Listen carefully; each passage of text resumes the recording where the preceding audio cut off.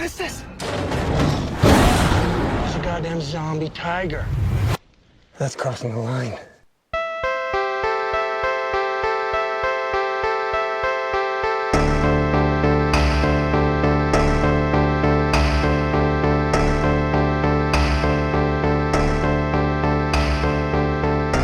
Hello, everybody, and welcome to Frankenstein's podcast, where it's all about the monster. We're a creature feature podcast about monsters and why we love them. I'm one of your hosts, Joe Praska, and with me is... your other host, Khalid Hussein. What's going on, Khalid? How are you?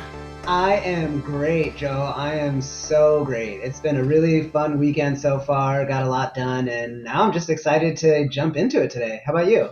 I'm glad that you're great. I've been sick for a bit, so I've been less great, but I'm on the upswing, so I'm feeling a bit better today, which is good. Oh, okay. Well, I'm glad to hear you're feeling better, buddy. We'll try to take it easy on you today. Well, I mean, I think talking monsters always makes me feel better, so that's a plus. Oh yeah, it does a body good. Yeah. Well, I'm going to jump right into it, Clee. We got a special episode for all our listeners today. Rather than talking about a specific movie or a specific monster, we kind of have more of an interview setup with a special guest. Mikkel Frandsen is joining us. He's a professional creature designer / modeler with over 10 years of experience, worked with multiple VFX companies, and you can see some of his creature work in Zack Snyder's Army of the Dead, The Predator, and The Witcher. Welcome, Mikkel. Welcome. Thank you very much for having me, guys. Welcome. Yeah, thank you for joining us. Impressive resume. Yeah, thank you very much. Yeah, I've been doing this for quite a bit, so excited to talk to you guys about the monsters. Awesome. And before we get into some of the specifics of your career, we got a couple guest questions that we tend to ask all our guests just about monsters in general. So I'm going to ask you right away, putting you on the spot a little bit, but if you had to choose any monster in pop culture and history, movie history, book history, what have you, what would you say is your all-time favorite? And if it isn't the same, what would you consider to be the scariest in your opinion? So it can only be one? You could choose two if you want, a favorite and a scariest, or it could be the same. I would say some of the most, or well, if I have to say one or two. You can say multiple if you want, it's fine. From the Dracula in 1992, the werewolf, Lucy in the garden. Like, I remember watching that scene when I was a kid and being terrified. I think everybody that's seen that or all have that picture in their mind of how you see the werewolf in the garden and the lighting coming up and you see the close-up of the face. And for some reason that always stuck to me. So I love that one. Okay. That's a good choice. I feel like you said you wanted to say more than one. So if you want to say others, go for it. Well, there's also the Bat Creature from the same movie that I really think is very well done. And another creature I really like was the Fly.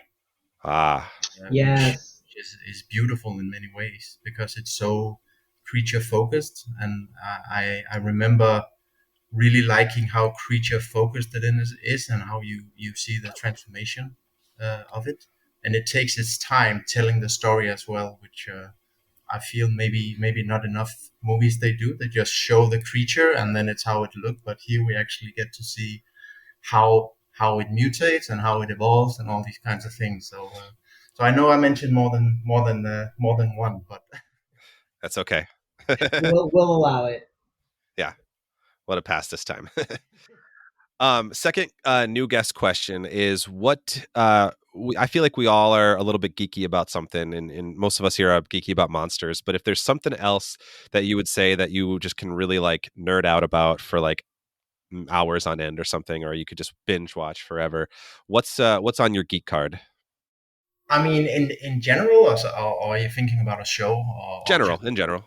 In general, I would say like I'm a big Teenage Mutant Ninja Turtle fan. Ooh. I collect all the old school, very expensive toys. So now they're expensive, but yeah, it's super cool to go out and in the thrift shops and see if I can find some old toys and then try to display them as good as possible. So it kind of like the career that I have kind of ties in with my childhood and what I actually liked as a child. So it all come full circle somehow. That's awesome to hear. And I would agree with you. Like the thrill of kind of like the hunt for the thing that you want, like you said, going to thrift stores or antique stores and like, oh, they have that thing like randomly. That's a blast. Yeah. Yeah, Yeah, because if you order something online, it's almost too easy, right? And it just shows up in a box, and then all you have to do is open the box and put it somewhere, right? exactly. There's no effort. No effort. Yeah. Have you seen the new movie yet? Oh yeah, I did. I like I like a lot of things about it, but when I actually came out of the cinema watching it, I was like, okay, I was so into the humor and the art direction and everything they've been doing also with the toys and stuff. But then I was like, how, because I think I was so focused on them getting something right, because I think the two previous movies that came out weren't really good. So I think I kind of forgot to think about how good was the movie itself, because I was so focused on how did they actually look and how did they talk and all this kind of stuff. So I feel I gotta watch it again to give my final verdict on how I actually feel the movie was. But That's always everything a good sign, though. about the movie, I think it was very good. What do you guys think? I haven't seen it yet. I'm just curious. I want to see it really badly. Now that it's out on digital, I might rent it. Yeah, Same. I haven't seen it yet. I gotta. The animation was like interesting enough to make me want to watch it for sure. Yeah. I just wanted to get the day one fans' opinion, really, really seal the deal. All right, so I got the first non-new guest question for you, Mikkel. I'm really just interested in your origin story, especially like coming from production myself. Like, I'm always curious, like, before this was a career path for you, like, what drew you to monsters and VFX like creation specifically? Like, can you walk us through that a little bit? yeah. So I think, yeah, I'm from Denmark, by the way, so which is far, far away. I live in Canada now, but I'm all the way from a tiny little country called Denmark in Scandinavia. And so when I was figuring out what I wanted to do career-wise, I was looking into any type of creative educations. And back then we didn't really have that many options. So I ended up spending some years doing some graphic design and being trying to be creative with that.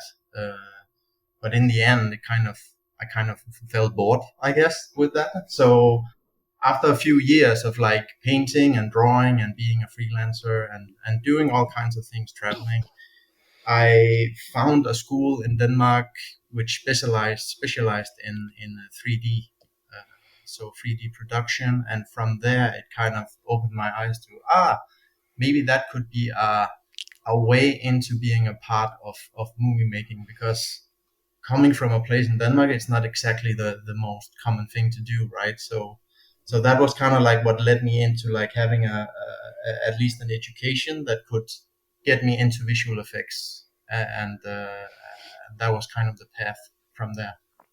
And after that, when I finished my bachelor in computer graphics, as it's called, I started freelancing, and this was my first kind of venture into like how to deal with clients and blah blah blah. And then one day, I actually received an email by Randall William Cook, who at first I didn't know who was.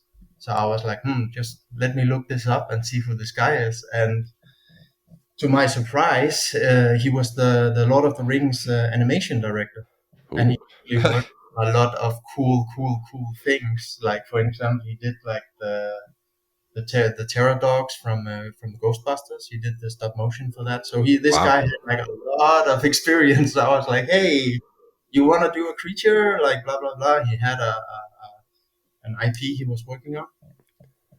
So that was one of my first freelance clients, which to me was probably gave me a bit of a feeling of, oh, maybe I actually have a chance here, because someone who has some type of history or experience likes my work.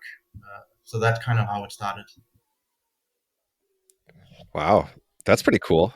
Relating, but I thought that was a cool story at That's least. super cool. What was the first project, by the way, you worked with him on? Yeah, well, that was a freelance gig for a film that he was making. I don't know where the production is on that. Oh, That happens a lot, I would say. But the, I mean, getting to work with that guy was obviously a huge opportunity. I bet. Yeah. Good story to tell people as well. Yeah, way to I kickstart a love career. I love stories like that because it's like so much more about like the relationship that you got to develop versus like any kind of one opportunity. Exactly, exactly. Because freelancing, it's you like filmmaking is a hard thing to do, and you get a lot of, at least I got a lot of emails with like, "Hey, we're doing this film, blah blah blah blah blah," and then they always end up saying, "But we don't have any money." Hmm. So that used to be the problem, and I think in the end, like I was a bit tired of trying to freelance and making that work, that I decided to go into VFX and actually work for a company. So I moved from Denmark, and then I went to London, and that's where I worked on all the films that you mentioned earlier. Cool. Amazing. So on your website, it lists you as like a creature modeler and slash designer. Could you tell me a little bit more about like what creature modeling is specifically? I'm trying to. Does it mean you tend to work a little bit more on the digital end than the practical effects side? Oh yeah, Yeah. that is totally digital, everything. Okay. And usually as a creature modeler, you will, if the pipeline is set up the way it's supposed to, you get a drawing, a concept art, or whatever it might be, and then your job is basically to model that thing and make it look as good as you can. But I have been fortunate to have some opportunities where in movies they come with a concept, and then the director is like, well, this is the concept, but we don't really like it. Very common thing. So it's like, oh, okay, so what am I using this for? It's like, oh, that's kind of more like inspiration, you know? So in the end, like for example on Predator, there was a lot of things that had been done. That's the 2018 version of the Predator. Yeah. So there's a lot of design that had been done for that film, and a lot of exploration they wanted to do.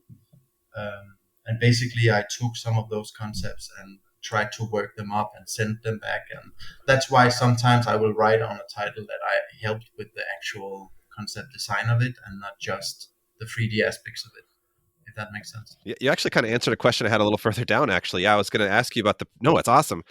It means I predicted the flow well. uh, I was going to ask you about the Predator. Yeah, like having like working on such an iconic creature, like that must have been interesting. And I was kind of wondering what that process. But it's kind of interesting to know that some of the concept wasn't like really loved, and then you kind of got to tweak that in your own way. Were you a fan of the Predator movies before?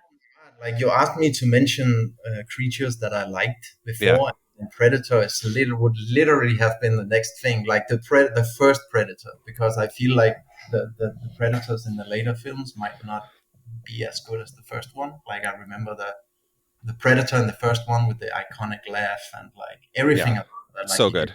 So if yeah, I guess I can't swear on a podcast. I was just gonna do it, but Oh, you totally can. You can swear whatever you want here. yeah, you edit it out, I guess. But yeah, that was a huge honor. Like that was my first, I would say, my first real task in VFX was working on the Predator, the assassin Predator for that film, which was a massive honor. You know, Yeah, that's so cool, and it turned out cool. I feel like the design was awesome. I felt the design worked. I maybe I wouldn't have made him as huge as he was, because I like, couldn't you just have an armored predator who seems more badass than the other predators? Yeah, he was really tall. So you also designed Valentine in Zack Snyder's Army of the Dead, and I'm really curious because I love the movie, by the way. The effects are amazing, and I'm just like really interested in your contribution to the Army of the Dead movie and potential future work in the franchise. Can you speak to any of that?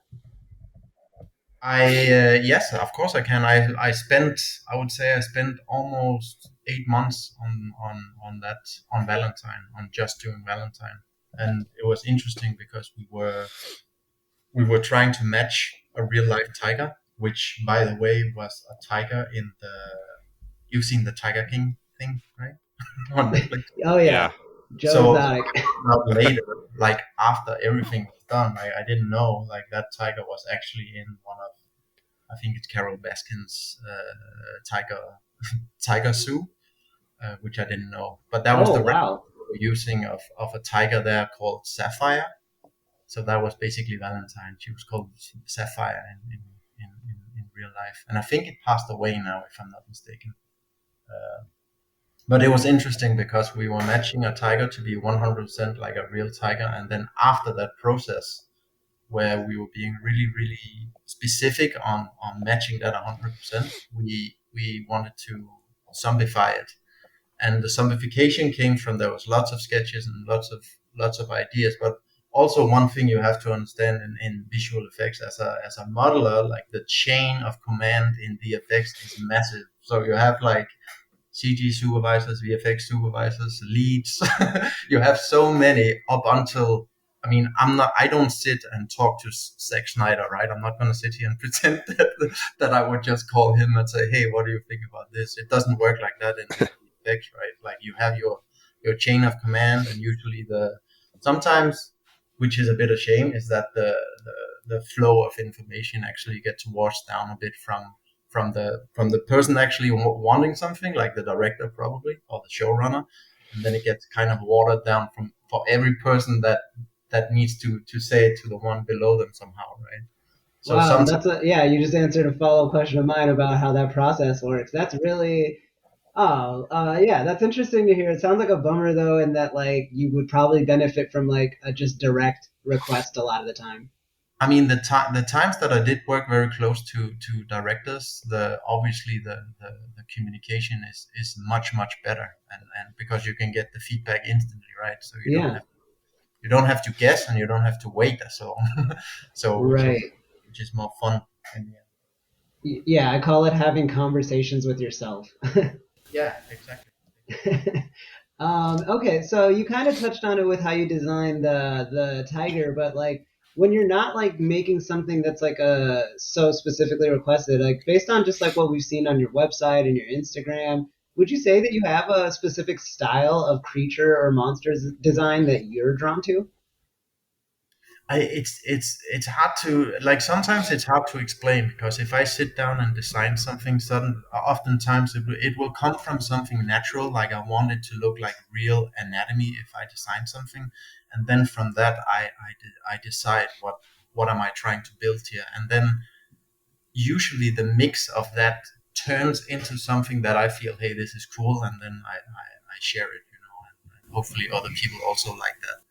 I feel like it's somehow easy to make a monster where the general audience would say like, oh, that's a disgusting creature, right? But to make something that is also original, like I feel like some of the monsters that I've done on my portfolio, for instance, they are scary to look at, but they also have some type of, what can you say, like there's something beautiful in the design, something nice in the shapes and the in the design, like, if that makes sense. So that's what I look for when I work or when I sculpt.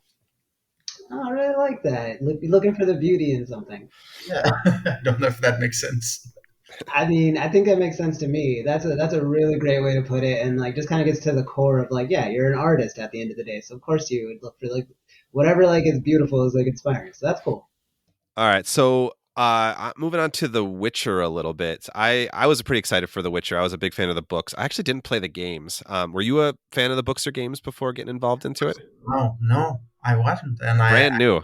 I haven't played the games. I didn't know anything about Witcher. That's fun. So you came in with like a blank slate here. So I'm guessing, like, you probably know with like any kind of adaptation though, like usually the fans are like, oh, what's going to happen? There's a lot riding on it. Did you like, were you asked to do like research in the book into the books or anything when you were like creating the models for the Kikamora?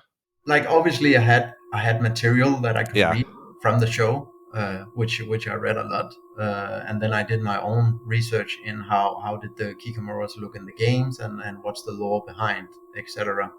But the actual execution of it, when what I decided to do when the task was given to me, was more in my own, what I felt was right for it, you could Yeah. say. So we had like a more, when I joined the show, there was a more like a more generic spider design made for Kiyomura, Yeah. Which I helped turn into like a more humanoid version. And I don't know if you are familiar with these peat bog bodies that's been lying in a bog for like decades or hundreds and hundreds of years, and they have this skin that's almost like there's no flesh or meat left. It's just like preserved skin on bone, kind Yeah. of.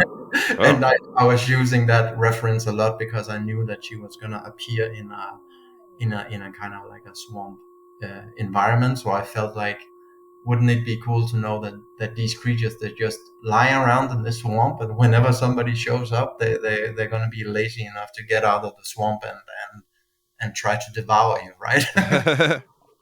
So I kind of tried to find my references. I was like, what do you think about this? Could this be cool? Blah blah blah. And they seemed to like it, so I blocked out something. But a lot of the like I said, like it was a spider to begin with, and then it slowly morphed into putting more humanoid elements into the design, which I think made it. I wish really that the scene would have been directed differently, because I don't feel like oftentimes it's too fast, right? I Yeah. was surprised when I saw it. I don't know how you felt about that, but it just jumped right into it. And I don't know if they wanted to hook the audience, I guess, right?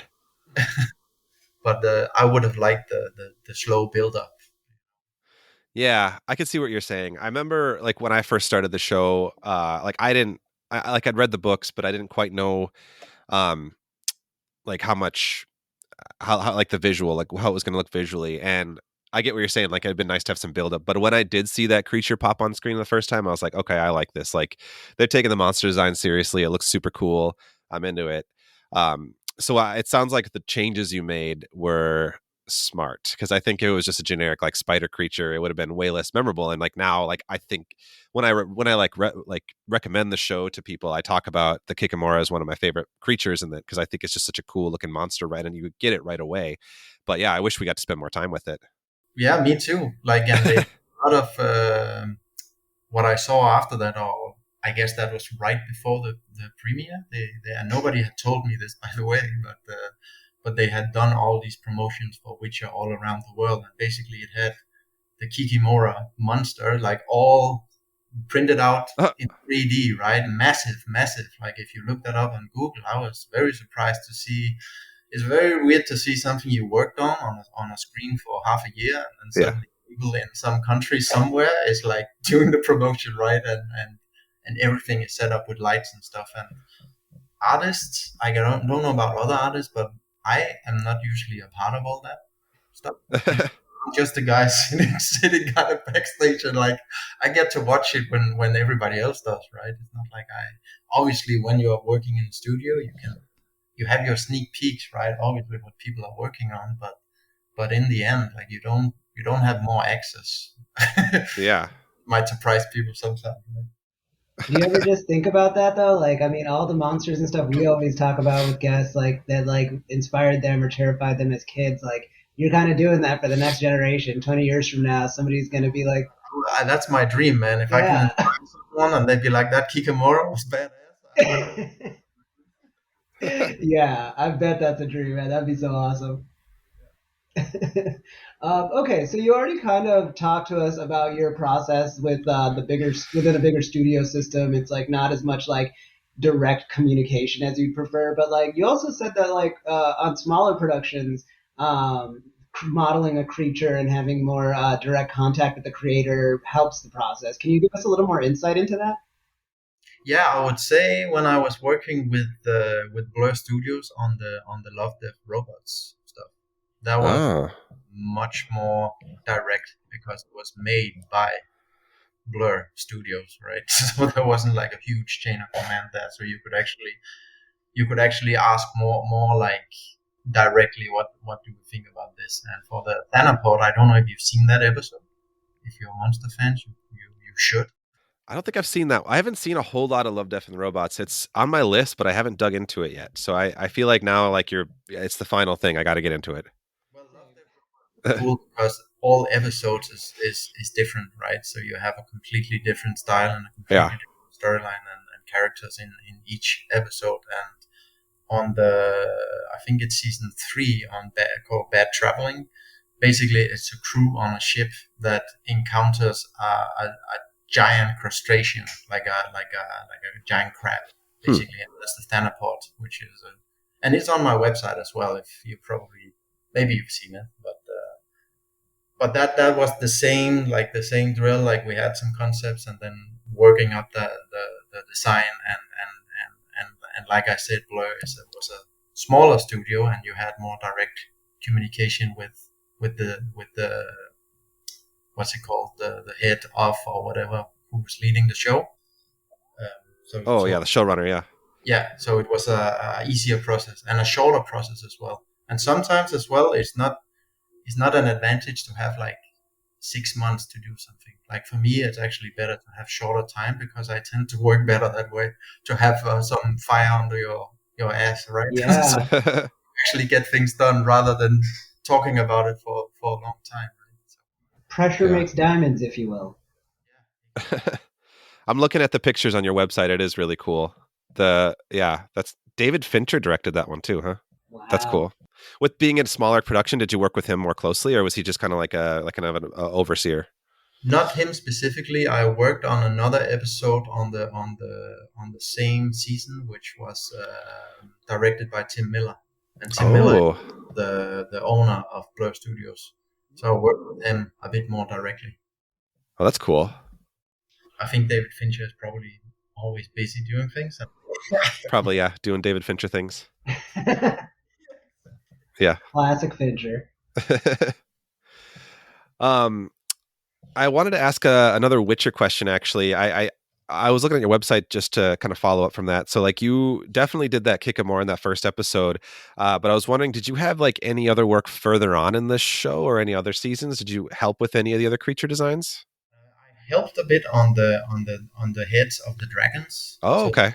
So in that episode, there's like a green dragon, dead dragon in a cave. I did the head of that, and I helped on the head of the golden dragon as well. But that was a super rushed situation with those dragons. So I think I wish I get the opportunity to work on another dragon show down the line. That would be nice. That's not your dragon. You want your own dragon, yeah. Yes, exactly. Are you a fan of the show now that you've worked on it? Do you still watch it?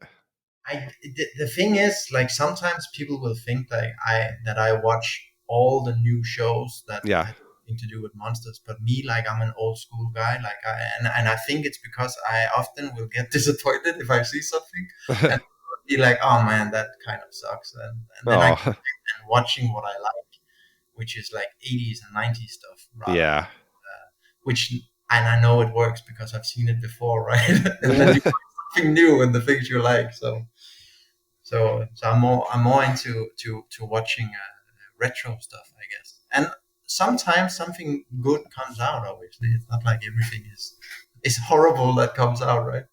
Yeah, that's true. No, we're big. I think as this podcast has progressed, I've always been an 80s movie fan. I think I've sucked Khalid to becoming more of an 80s movie fan now. I'm 80s pilled, unfortunately. Yeah, you're in it. Yeah. Yeah, the classics. But yeah. Well, Mikkel, I just wanted to ask, like, I know we've talked a lot about like The Witcher and some of your other bigger projects, and even some smaller ones like Love, Death, and Robot. But is there anything else that you would say, like, in your body of work is a personal favorite of yours? Any past work that you would want any potential future Mikkel fans to get the full Frandsen experience, if you will? That is a good question. Well, I think the creatures that we talked about are like Valentine for sure is a favorite of mine, just because I feel like she is unique in her own way. And the first time I think I was pitched that, like, if somebody said, "Oh, it's a zombie tiger," I actually laughed and said, "That's gonna be ridiculous." But when you actually work on something and you pour your kind of like your soul into something, and you love what you do, then she became like kind of like I spent, I think, seven months on that. So that's definitely one of my favorites right now. In what I do creature wise is I actually try to go away from film a little bit and trying to work on games, just to see how it's different in games, because I mean, I don't know about you guys, but I love games, and everything is becoming more and more realistic in games. So that's something new that I'm kind of like working towards and seeing what that could be like. That's true, and the storytelling in video games is getting even more sophisticated too. It's an exciting frontier, so that's great that you're looking into that. Have you gotten into any games yet, or are you still kind of like in the prowl? No, I'm already working on something. I don't think I can talk that much That's about it. okay. The only thing I can show is that there's a lot of creatures in it. I love that. A lot of Just enticing the future Frandsen fans here. I love it. exactly. That's awesome. Yeah, that was kind of my next question. My last question actually was any projects that you wanted to plug that's coming out that maybe you could talk about? Mm. Well, I think for my own for my own portfolio stuff, like I'm trying to work on some more personal work, and would like at some point to see if that could be developed into something. I know that it's hard to get some funding for something, but Yeah. maybe using some of the creature designs for short films, something like that could be a next step for me, because seeing your own designs in being animated and all that good stuff, that could be something in the future, but obviously it needs to be planned out. Happen by itself, right? For sure. Well, I would recommend to anyone listening that to follow your Instagram page, because I feel like I see you post lots of cool, unique creature designs that I believe are just your own creations, right? Yeah, Yeah, I really enjoy just like seeing those pop up in my feed. Is like, that's a cool monster, that's a cool monster, that's a cool one too. You know, so yeah, if and if you do find yourself making a short film or putting something together, creating like a project, like don't hesitate to reach back out to us. Like we'd love to like chat about it or feature it or talk about it, like just have a discussion about it too on oh, Frankenstein's podcast. sure. Well, that sounds like a deal. Let's Yeah. see what happens. Please. Oh yeah, yeah. Before we close out, though, I just wanted to mention a few other things. I was just browsing your webpage before we popped out. A few other pieces of media that you worked on: The Mummy from 2017. I see that you worked on Shazam: Fury of the Gods, the Black Unicorn. That was kind of a cool creature. Um, Fate: The Winx Saga. I actually don't know that one. No, and I haven't seen it, and I think the show is canceled now. Okay. Things But move quick in the new landscape. that Yeah. season came up, right? So there is something released. But that was a small show where I did a little critter for that. Oh, that's cool. Appears in some episodes. Yeah, the critter seems pretty cool. Made me kind of want to check out the show. I think I saw it's on Netflix, right? Yeah. But Yeah. I don't, as far as I know, I think the contract wasn't renewed. Like a lot of other Netflix shows that Yep. happen, like when something is decent, like they seem to cut it, right? Which is Yeah. So check it out, but no, it's not coming back. Yeah. Cool. Well, Khalid, should we move on to our final segment? Yeah, let's do it to it. So, Mikkel, I don't think I always forget to tell this to our guest. We have like a final segment in our show that we kind of do. It doesn't really have anything to do with the conversation or monsters in general, but we just like to leave our listeners off with just kind of like a recommendation of something that we're kind of kind of into at the moment. Excuse me. Like reading, watching, listening to, doesn't have to anything to do with monsters or your work, just like something you're kind of into at the moment. So since I'm springing it on you, I'll let you go last. We call it our What the Fandom segment. Khalid, why don't you start? What the fandom with you this week? Oh, thanks for asking, Joe. My What the Fandom this week, in honor of solidarity with the striking writers and actors, I wanted to do a little switch up on the What the Fandom and pick something from our golden era of television viewing that was made by writers that had an equitable stake in it. Malcolm in the Middle. Also a great showcase of actors, like just a stellar cast. I've been rewatching some of the old episodes, and they're available on Hulu if you want to watch them. They also might still just be syndicated somewhere on terrestrial TV if you want to go real old school.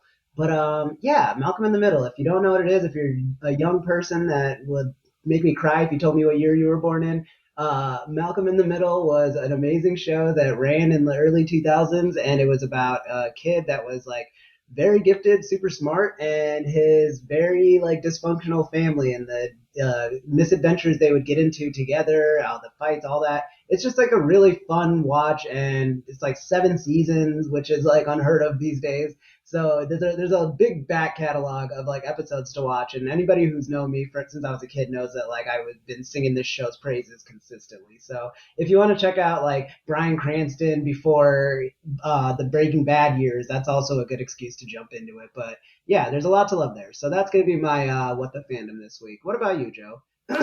What the fandom with you? Thanks for asking, Khalid. I'm going a little bit of a backlog too. Not as far as you, but I've been watching. It's kind of like a comfort food show. I've been watching a lot of Schitt's Creek lately on Ooh. Hulu, which has been something a lot of friends of mine have always been recommending to me. And this is my first time going through it. I know like a lot of people already love it. It's a well-established show, but Nicole and I are finally like sitting down and checking it out. We're almost done with season 1, but it's been one of those shows that I have friends who will send me like gifs of the characters all the time. I'm like, I just got to watch it. But it's worth it. I'm loving it. It's it's got like big Arrested Development vibes. Most people I'm sure have heard of it or have seen it at this point, but about like a family who loses everything and is kind of regaled to this like small town which they don't want to be a part of and have to kind of navigate through it. And they're all kind of ostensibly terrible people for a lot of it, but have to learn some truths. But it's funny, having a blast with it. It's endearing at times. It's a nice like comfort watch in the evenings. So that's kind of one thing I've been watching. I will also give a second shout out, which I know you shouted this out a couple weeks ago, Khalid, to the Twisted Metal series on Yeah. Peacock. I just finished it, and oh, that was good. I was surprised. I did not expect to like that show as much as I do. I played those games back when it was PlayStation games back in the day. I was like, I don't know how they're going to make this into a show, but they found a way to make it cool. It's ridiculous. It's campy, surprisingly earnest at times, and it's like I've been kind of describing it to people as like The Running Man meets like Mad Max Fury Road. That's kind of the vibe you're looking for. Then I think you'll have a good time with it. So I Yeah, would but if the recommend main those. character is like a little weirdo, Yeah, you gotta add that, Joe. yeah, not a Schwarzenegger, but yeah, a little Definitely not a shit. weirdo. He's a little weirdo. I love it. Yeah, it's fun. So those are my recommendations for the week. Mikkel, do you have anything that you're into right now? What the fandom with you? I would say that the Twisted Metal is a good segue into what Ooh. I'm doing right now. Like I'm playing the 90s shooter game Quake 2. Like I don't know if you guys Oh, played that. You probably did, right? But they did like a remaster of Quake 2, and it's on Xbox and other platforms. So basically, I'm really loving the whole vibe of that game. Like it used to freak me out as a kid, and it kind of still does because the sounds are the same and the music is the same. So I'm getting a kick out of that. So if you haven't played that, I would recommend playing some Quake 2. yeah, that is right in the era where I was like hard into games. I think I know that I've had kids and like I haven't played video games in a long time, but like, yeah, I like just like I was just googling it like that. Yeah, that looks super familiar. I know I played that for sure. Oh yeah, and if Yeah. you hear the music from it, the music is outstanding. Like I also use the music when I'm not playing shooter games because I just like it. Yeah, iconic. Iconic for sure. Yeah. I love that. All right. Well, cool. That's it. Oh, great recommendations, folks. Mikkel, I just wanted to thank you again for being willing to chat with us and come on the podcast, give us like some background knowledge and insights into the process of creature modeling and creature design. It's always just like a joy for us to kind of hear from somebody who's like done work in the industry who can kind of like share that knowledge. So we really appreciate you. Yeah, you're welcome. It was nice chatting with you. I hope we get to do it again. Oh, for sure. Reach out anytime if they're like we do a lot of monster movie discussions. If there's like a movie, you're just like, oh, I'd love to just chat about this movie for like an hour. Well, you know who to talk to. Us. Yeah, Just to be it's us. specific. Just to be clear. Thank you so Do much, Mikkel. you have any like social media sites or anything you want people to find you on? You can find me on the Mikkel Frandsen, and there's a little dash creatures, and the same on the website. It's mikkelfransen.com. So I try to update my my portfolio whenever I get around to do it, but weekly I try to. Sometimes it doesn't happen, but yeah, if you want to follow me, you can do it on there. Great, and I'll link those in our show notes too. Ah, thank you very much. All right. Well, thank you both for an amazing discussion. This is so fun to just talk to you about VFX and just learn so much. And thank you to everybody at home, in your cars, wherever, listening to another amazing episode of Frankenstein's podcast. If you haven't yet, go ahead and check out our Patreon. We're going to start adding some real cool Franken bits over there. And until next time, creep it easy.